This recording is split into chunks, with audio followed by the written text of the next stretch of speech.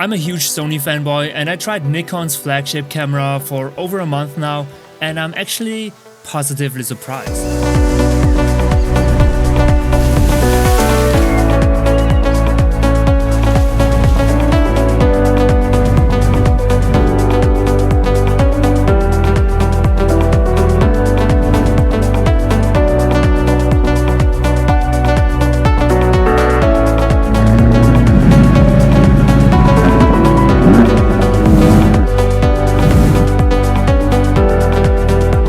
So the camera we're talking about today is the Nikon Z8, as you can see here on the side, and also Nikon Z8, I think. Yeah, from the Z series. This is the younger brother of the Z9. This camera has been out for a while now, so I'm not gonna bore you with all the specs and infos and stuff about this camera. I'm just gonna kind of compare it to my Sony workflow and show you a couple examples of photos and videos I took with the Z8. And as a quick disclaimer, Nikon did lend me out this camera and two lenses of my choice to create short form video content for them, but they didn't tell me to do this video here on YouTube, so everything I say is totally unbiased. Alright, let's cover up the specs real quick of this camera so you have an overview what we're even talking about. So this camera is actually capable of NRAW, which is Nikon RAW, up to 8K 60 FPS or 4K 120 FPS, which is absolutely insane. I mean, if you record 8K 25 FPS on a 1TB SD card, you're gonna burn it in about 25 minutes. So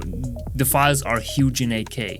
But of course, you can also use ProRes RAW or H.265 or H.264 as well. So you can shoot in N-Log, for example, 10-bit in 8K up to 30 FPS and in 4K up to 120 FPS, which is more than enough for most projects. The camera also has a dual native ISO, which starts at 800, and the second one is at 4000, which is a little bit lower than the Sony's, but most of the cameras have these dual native ISOs. For memory, you have two slots, one for CF Cord Express Type B, which is the big one. I actually had to buy this one, 1TB.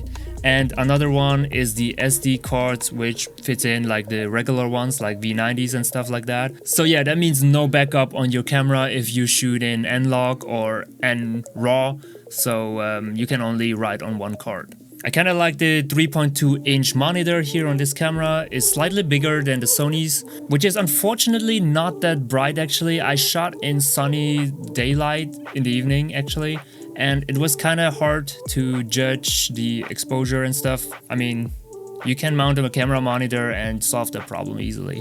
And also you can activate the histogram so you can judge from there as well. But yeah, if you use manual lenses and want to focus manually, it's kind of hard to judge on a bright day. So yeah, that's most of the features you need to know, I think, about the camera, which is most interesting. And yeah, let me guide you through the pros and cons in my opinion about the camera at the end of the video. Yeah, let me show you first what gear I got and also the video and photo examples I did with the camera so far. So Nikon sent me these two lenses here, which is the 24-70. Of course, I needed that one to make a good comparison. Also, it's super versatile. I use it for my Sony cameras for about 90% of my work anyway. And I wanted a wide lens as well, which is the 14-24mm 2.8, both Nikon lenses, no, Nikkor S lenses. Yeah, both are Nikkor S lenses. So the 24-70 has a 82mm thread for filters like ND filters, mist filters, etc. I always mount on my camera. And unfortunately, on the wider lens, I didn't know about that. You cannot just screw on a regular filter. It kind of looks like it has threads inside. The threads are actually here on the lens cap. So there's a little like thread up there. Yeah, so you have to mount this on and thread your filters outside, which is 112mm. I don't have any filters like that. So I didn't really use this lens yet. Maybe I do it for some photos because for videos you need ND filters, or maybe I can do it in RAW, but yeah, that's unfortunate. So that means all the video and photo footage you will see here right now in this video, probably if I don't do any updates until then, are shot on the 24-70mm. Alright, let's talk about the pros and cons about this camera, in my opinion, compared to the Sony cameras I have. So something really handy is this viewfinder monitor switch here, which I wish were on the Sonys as well. I added a custom button for that, of course, but it's really neat to have this, because if you shoot videos and you come too close to your body with your camera, you won't see anything on the monitor anymore, right? If you have it like this and then you come close like that, you can't see anything because you're blocking the sensor, so there's nothing on the monitor. So I really like that there's a dedicated button for that right next to the viewfinder. I was first a little bit confused on how you actually turn that off or on, because I accidentally pressed it and there was nothing on the monitor, and I was like, oh man, but it's actually that easy. Another thing I really like is that you can easily switch between video and photo just like this with one switch, instead of like dialing it in from custom button 3 to photo like on the Sonys, because there's so much to turn around. So I really like that on the Nikon camera actually. Another great thing is that there's so many buttons on this camera, which is insane. I even saw that there's a joystick in front. There are 2 like function buttons. There's like buttons on top of the camera. So you have so many custom buttons. You can also customize every button to your needs, just as on the Sonys. So I really like that as well. The menu is also pretty easy to find stuff, to navigate around, so the overview is pretty good. Can't blame them on that. I also like that you can actually tilt up the monitor like that. I didn't know that first. I thought it's like a tilt up screen like on the A7 III, like that. But you can actually do this. And there's some hinges. You can even take it out like that.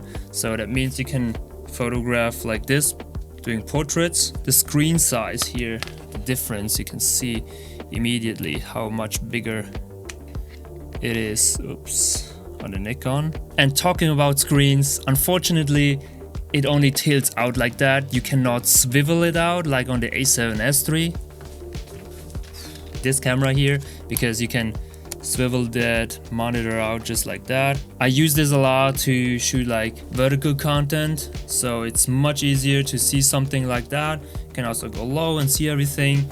You can also film yourself with the monitor just like that, vlogging and stuff, or setting up your camera on a tripod, do some talking heads for social media, I mean for like short form content. And on the Nikon, that's just not possible. You cannot film yourself with this one. You won't see anything unless you add an external monitor, of course. You can also not go like low on social media content. So if you have the camera here, like I did on the A7S III, you can't really see something unless you go down like that. So that's a little bit of a bummer for me. I do a lot of short form content, so that's kind of a must-have for me. I mean, on the newly released Z6 III, I think they added a swivel screen now, which is great. I mean, this is kind of a cinema camera hybrid still. Something I also don't really like is the battery compartment. I think this is standard. I don't think this is broken because this is a used camera, so this is not brand new. But if I open the camera or the battery compartment like that, see, I just push it down, nothing happens, so I have to pull it out with my nail and it just comes off like that. So yeah, you see it closes itself. That means there's no spring. But on the Sony, like on the A7 III already, there's a spring, so you can have it upside down like that. It will open just like that easily. See, it's much easier to open and change the batteries just like that. Yeah, that's just something small I recognized, which is kind of annoying, but just little stuff. Yeah, I just mentioned some stuff which I saw on the Sony cameras, which is kind of a bummer for me on the Nikon camera. The battery lasted easily for about 3 to 4 hours. I mean, I was shooting scene after scene, so that means I was recording, stopped it, recorded again. Especially for the car video, I did longer scenes, like 10 minutes or something. I saw an overheating sign on the camera, but the camera never shut down in front of me, so I was still able to shoot. The camera gets a little bit hot, but not too hot. I mean, a little bit concerning if you do that all the time. And also, the weather here is not that warm at the moment, so usually I shot in normal conditions, 25 degrees Celsius, around that. It's raining the whole time over here, so the weather was not playing a huge role in that. Also, the EVF on this camera is not the best one in my opinion. It's kind of weird looking a little bit. I prefer the monitor. You also have to set up the monitor the right way to actually make it look better. I had to change a lot of settings before I was going out to shoot. There's so many settings I had to change. Also, it was sometimes kind of difficult to find first, but I mean, as soon as you figure it out, it's easily to find. So it's just because I come from a Sony ecosystem, so that's why. Also, the autofocus on this camera worked pretty well. I usually use the wide box or eye autofocus. Sometimes it didn't really focus on the eyes of the model, as you can see here on some examples. Also, I wanted to do some slow shutter transitions and I wasn't able to change the shutter speed lower than the 180-degree rule, so you have to unlock the setting first in the menu as well. But yeah, I mean, you dial in the settings one time and then you're good to go. Also, the camera is pretty great to grip. I have like normal hands, not huge hands, but the camera feels very sturdy to me. And I mean, both cameras feel like they are the same weight. I actually thought the Sony camera is a little bit lighter. The Sony camera is like 30% smaller, it looks like. But I mean, you have crazy features like 12-bit RAW in this camera, which is a huge plus point for the Nikon camera, to be honest. Also, working on the NRAW files is pretty easy. If you set your color space right in DaVinci Resolve, as soon as you import the footage, it will recognize it's Nikon RAW and you can change the exposure and everything inside of DaVinci Resolve. Color grading process also super easy if you know how to do it, of course. Alright, so we're here inside of DaVinci Resolve, and as you can see, I already color graded this clip here. I also did some highlights or sky recovery using a mask, but yeah, let me just import the footage as well. This is like the raw footage here without any color grading on it. Let's see how it looks like. And this is the part what we had over here. So as soon as you import your clip, you can just go to color and then blend in all the clips, of course. I'm here doing the review as well, so that's why there's a huge timeline here. So as you can see, DaVinci Resolve just recognized this is Nikon RAW immediately. And now you can go in here to the camera tab down here and you can change the decode using clip, and then you can change the exposure and everything in here just as a regular RAW file. You can change the color temperature and everything else as well. Okay, also one important thing is that you go in here into the settings, change your color management to DaVinci YRGB color managed. I set it on custom. Input color space usually Rec 709. Timeline color space is DaVinci wide gamut, so we get the most dynamic range out of every footage. And the output should be actually Rec 709 Gamma 2.4. If you're on a Mac, use the Rec 709A to see the most accurate colors. Alright, let's save this. And now we are going to add a color space transform at the beginning and also at the end. Let's start with the beginning one, and input color space is Rec 709 2020 and N-Log. And output color space is going to be DaVinci Wide Gamut, and output gamma is going to be DaVinci Intermediate. On the last node, we are inputting DaVinci Wide Gamut and DaVinci Intermediate into Rec 709 Gamma 2.4.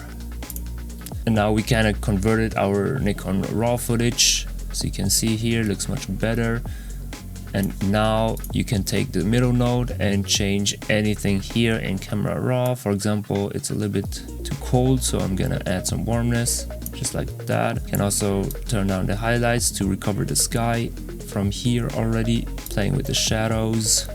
Mid detail, lift gamma gain as well, just like that, adding some contrast. And yeah, you can do a lot here, and you of course can use the regular panel as well to adjust some settings just to make it right. So as you can see, this is before and this is after. So yeah, pretty easy to color grade and raw footage. You can also build out a total node tree. I did it here. I did it a little bit differently without color space transforms. I used Dehancer for this one, for example, and this is before and after all these nodes here. So as you can see, the sky is perfectly recovered here. As a final conclusion, would I buy this camera if I had the choice between the Sony or this one? Probably I would go with the Sony because I mean, I do a lot of social media content. The swivel screen is so essential to me. Also, having a compact camera for traveling and stuff like that is just much easier in my opinion. And also the IBIS in Sony cameras is unbeatable. Huge factor is the dual native ISO. I mean, on the A7S III and the FX3, the two ISOs are at 640 and 12,800, which is completely insane. That means I almost never have to take off my ND filter on the Sony camera, which is much preferred in stressy situations where you don't have the time to actually take off and put on your ND filter all the time. The versatility of Sony cameras are just super insane. I mean, I can do a lot of one-man band stuff with the Sony camera, but other than that, if I would need some 12-bit footage or if I would go for image quality, the Nikon Z8 is unbeatable in that. I mean, compared to the Sony cameras. Also, Sony cameras, even the FX6, FX9, don't even have RAW unless you use an external monitor like the Atomos Ninja 5. But even that is like ProRes RAW, which is not compatible with DaVinci Resolve. So you have to first convert it and then you can use it as a RAW file. But overall, I'm just too deep in the Sony ecosystem.